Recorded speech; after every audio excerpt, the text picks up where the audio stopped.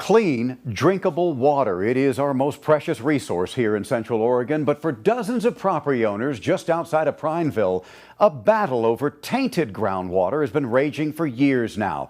They say about the time a billion-dollar mining company began operations nearby, decades of crystal clear well water became unusable, and that the state and county have all but ignored their concerns about what might be responsible. So, for the last 3 years, their homes, property, and lives have changed as they desperately search for the source of their troubled waters. We've got the canal over there. Ashley McCormick got lucky. I'm from the valley, and I love the greenery. Her family of 5 found the perfect home, perfect views, great neighbors. Of course, you might expect that from a professional realtor. I love the green. Yeah. And so that's why we bought it. There's so much of it. I was able to garden. I was able, I had room to do all the things that I wanted to do. Yeah. The McCormick's property really is very reminiscent of the beautiful valley where Ashley grew up. It even has its own spring, allowing the family to raise goats and pigs and cattle and chickens. Even a large enough garden so that Ashley can supplement her grocery bill. Or should I say, that's what they had. You see, about 2 years ago, the water started smelling funny. It tasted funny and turned green and yellow. And then one day it sent their son to the emergency room. Ashley's young son was complaining in the middle of the night about his skin itching after taking a bath. The next day, she discovered the water coming out of the tub spout was green. By that afternoon, was covered in head-to-toe hives. His eyes had swollen shut. He ended up having to go to the emergency room. To say this was the final straw for the McCormicks would be negating the 2 previous years of battling to get the state to act with some urgency and find out what's causing the sudden contamination of their well water.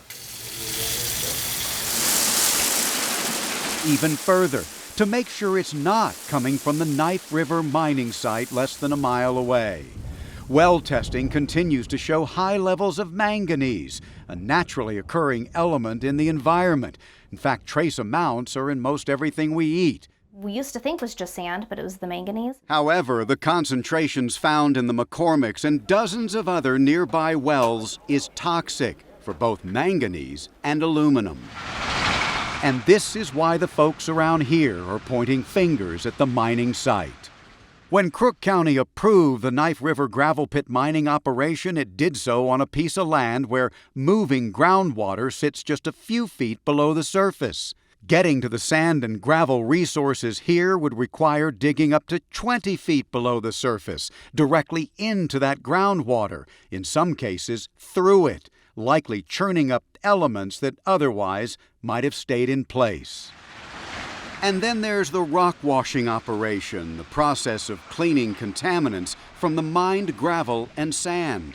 That now contaminated wash water is then piped into unlined retention ponds on the property. The idea here is whatever doesn't evaporate or get recycled back to the washers absorbs back into the ground and potentially into the groundwater. We have this holistic understanding of the geology of Crook County. The Oregon Department of Geology and Mineral Industries is the agency charged with making sure that mining sites like this one are not damaging the environment around them. The acronym DGAMI is how most identify this state agency.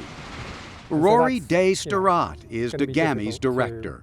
His agency's investigation of the groundwater complaints came to a different conclusion, that the sudden change in water quality is the result of years of drought and the area's geology. If the mine operation went away tomorrow, it would have zero impact on the quality of the groundwater for the same folks that are complaining about this. Why? You cannot separate rock from water. In chemistry, water is a solvent, and so given enough time and given the right conditions, rocks end up dissolving into water. That's the rock and the water cycle. That has never been good enough for fifth-generation resident Dick Zimmerly. His family has gotten the same clear, clean water from their wells for decades. The one thing that has changed in this period of time is the Knife River mining. Dick still farms hundreds of acres of alfalfa here using irrigation water. He says the water coming from his wells can no longer be trusted. He wonders who the county trusted when it granted Knife River its conditional use permit. So you had the expertise and the experts when the conditional use permit was applied for to make that determination, but now you don't. Where are those people? Where are those experts that you said you had when you authorized the conditional use? Nearly 3 years into this, the county has begun to apply what pressure it can on the state, but County Commissioner Seth Crawford says there's only so much they can do when all of the experts say it's not the fault of the gravel mine. What we need to do is get that third-party person in here to look at it that's not somebody that has any dog in the fight, that has the ability to give a strong answer to industry and our citizens. The neighbors thought they had that person in Jim Newton, a certified geologist, engineer, and mining consultant specializing in groundwater movement. He mapped out the well tests from some 30 properties that surround the Knife River site. The concentration of manganese up gradient of the mine site is much less than the manganese concentrations below the mine site. Newton says he can't get anyone at the state level to even look at his findings. Why are folks that have the same license for me, that are supposed to follow the same state rules, that carry a public welfare responsibility, not willing to at least look at the data, or at least address the data? The long plight of these property owners has gotten the attention of U.S. Senators Jeff Merkley and Ron Wyden. You could say Merkley got his hands a little dirty on this visit. It's the same water that's coming out of the faucet. You could also say he is baffled by the hesitation of both Crook County's elected officials and DeGami to start a detailed investigation here. When a very wealthy company like Knife River says, oh, it's not us, they say, the DeGami says, well, it's not them. They said so. I mean, they have never been on the property and even tested the water. They should have been out there on day 2. You know, day 1, you hear about the problem. Day 2, be out there and find out what's going on. The senator has also seen the data from the tested wells around the Knife River operation. He is not surprised at the response from DeGami. DeGami is a captured agency. It does not aggressively regulate mining in the state of Oregon. Merkley's opinion is based on his dealings with the agency during his tenure in the state legislature. He says if Knife River's operation is the problem, it needs to be shut down. But the news here for these property owners could get a lot worse before it gets any better. You see, Knife River applied for and received permission to expand their operations onto this piece of property adjacent to the current gravel pit. It's land the farmers here tell me has an aquifer even shallower than the one up the hill. All Knife River needs now is a permit. So we have applied for the permit through DeGami. So we're just waiting and hoping that that's going to happen any time now. Chris Doan is Knife River's Vice President of Operations. With the expansion, he says, Knife River extends operations out another 7 to 10 years. On a tour of the mining site, Doan told me he has nothing to hide, even though he knows he may have something to prove. We have accepted the criticism, and we have tried to use science to state our case as to why we are where we're at. And it's no surprise his company insists property owners are pointing to the wrong source for their troubled waters. Well, our position is that Knife River has not changed the quality of the water since we've been here. The higher levels of manganese and aluminum have always been in this general area, and that Knife River did not do anything to make that worse.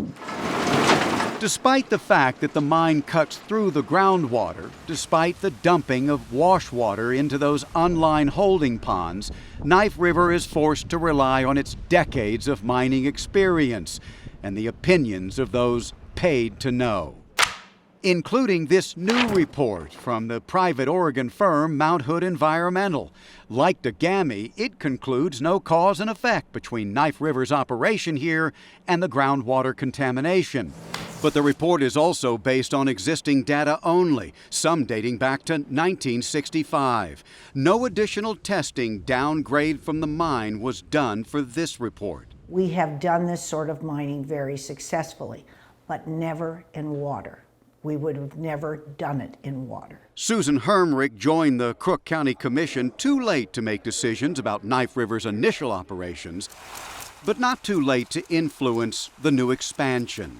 What she has that other commissioners do not, decades of experience running gravel mining operations in California and an appreciation for the industry. We need mining every day. We're sitting on a concrete foundation. We're driving on an asphalt, driveway. We need mining. People get upset about aggregate pits, but they're a necessary part of life. So I am very pro-mining. What you will not get her to say is that she's convinced this mine in this location was a good idea. In fact, as a past member of the County Planning Commission, she voted against the expansion of this one. The commissioners chose not to follow the Planning Commission's advice. Commissioner, do you trust the experts on this? And I ask this because you said basically, no, this is a bad idea to start with. Yes. The experts said, no, this is a great idea. Yes. There are a few of the agencies that no, I do not trust, and I do not want to say which ones they are, but I think you can pretty much figure them out. Why is it that so many people that we're talking to about this have no trust in what DeGami is saying? People want answers and they want it quickly. And unfortunately, we didn't give the answer that they were expecting, which then, has led to a lack of trust. Fed up with the lack of action, the property owners hired an attorney. And each year it's gotten worse and worse and worse. Ed Fitch has sent countless requests, letters, and neighbor complaints to DeGami detailing the specifics of what's coming out of the wells around the Knife River operation. That DEQ just said, we're going to defer to DeGami. And DeGami says, it's not our problem.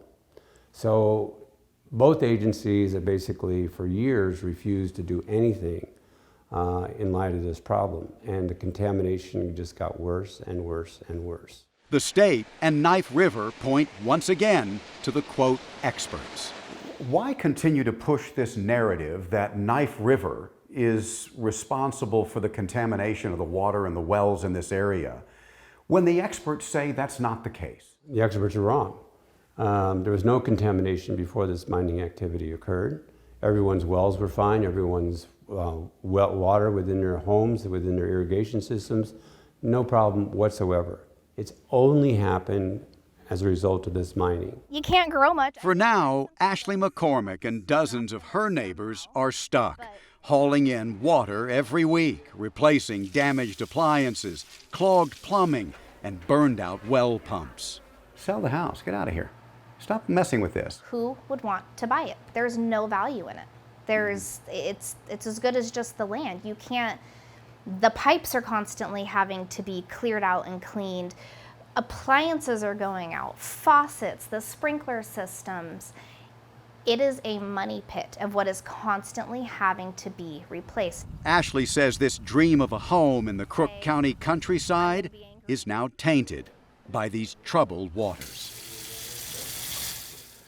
In May of this year, Redmond attorney Ed Fitch and a partnering law firm sent Knife River and the state of Oregon notice of a class action lawsuit against them. And then there's this. Due to a very recent pressure from Senator Merkley and Crook County, Governor Tina Kotek is demanding the testing and data collection in and around the mining site that could prove once and for all why so many wells have been poisoned. But that testing will take at least another year to complete. And even more help could be on the way as Congress is now considering a spending bill to cover all of the costs of all of that testing. We'll keep you posted. I'm David Klugh, Central Oregon Daily News.